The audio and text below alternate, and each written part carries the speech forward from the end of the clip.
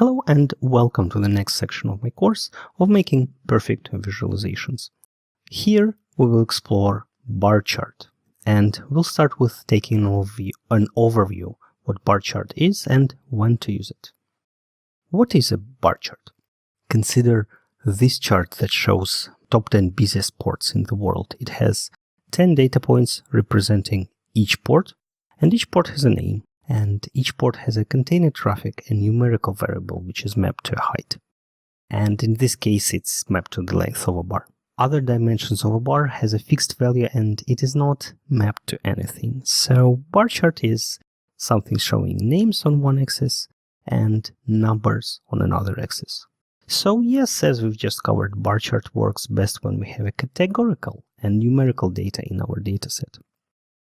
Bar chart works also best when we are dealing with fewer data points, which is different from line chart that we covered at length in a previous section. So let's explore a latter idea a bit. Consider a chart of Italy's unemployment from previous section, and let's compare it with the same chart represented as a bar chart. Line chart looks actually nice and we can follow historical changes easy, like this. Bar chart works slightly differently. It overwhelms and confuses, but I should admit it doesn't confuse much because this particular dataset has only 46 points. Had we plotted hundreds or thousands data points, then bar chart would be actually a bad idea in this case. But another chart from previous section suits bar chart better. Line chart leaves a feeling of incompletion and emptiness, while bar chart representing Coca-Cola global workforce by region actually is full and engaging. So when do we use bar chart? As we discovered before, bar chart is good for categorical data. And another thing that is actually quite important here, that bar chart actually shows comparison, so its focus is comparing the data, which is different from line chart, which shows the historical progression or trend or how the things change over time period. So let's dwell on what categorical data is. It is something that represented with using natural language. For example, it can be a name of something. And another thing is that categorical data has the list of possible values. Examples of categorical data can be an age group, gender, country, phone model, and so on and so forth. Let's go and see what we can compare.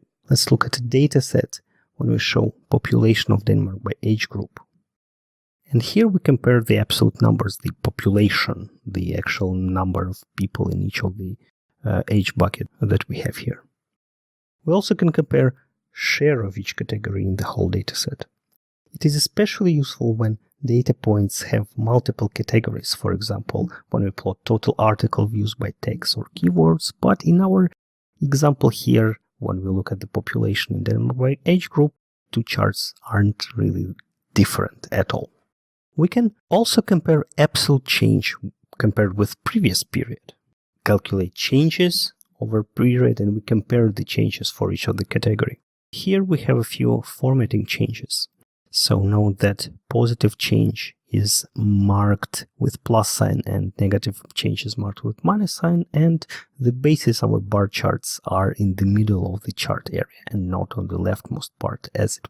And finally, we can of course put a relative change of each of the category to a bar chart. Percent changes related to a value of category in previous period. So yes, it's important to indicate these things clearly in the title of a chart and the description of a chart. So as we just said, having just one dataset and using just single chart type, we can produce multiple charts focusing on different aspects, and they look in very much differently from each other. Perhaps they even can show a different story of something, a different focus. So as I said, it is important to indicate all these things, what we are plotting. Are we plotting a change, are we plotting a relative change, or an absolute change, or a share? So it is important, and please do this in your charts. This is all for today.